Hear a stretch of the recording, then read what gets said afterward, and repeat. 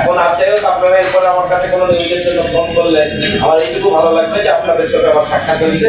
লক্ষ্মীপুরে নবাগত police super Mohammad Akhtar Hossain সাংবাদিকদের সাথে মতবিনিময় ও প্রেস ব্রিফিং করেছেন।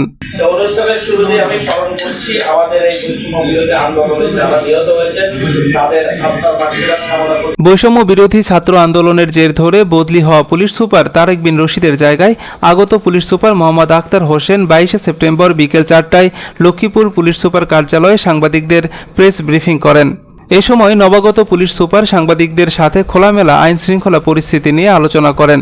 সাংবাদিকদের বিভিন্ন প্রশ্নের জবাবে পুলিশ সুপার মোহাম্মদ আখতার হোসেন আইন শৃঙ্খলা পরিস্থিতি স্বাভাবিক রাখতে সাংবাদিকদের সহযোগিতা কামনা করেন।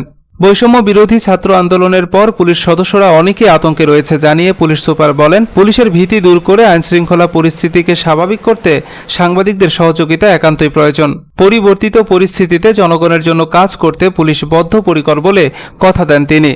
এছাড়া আন্দোলনের আগে ও পরের বিভিন্ন বিচার বহির্ভূত ঘটনার ভিডিও ও ছবি থাকলে তথ্য দিয়ে সহযোগিতা করার আহ্বান জানান।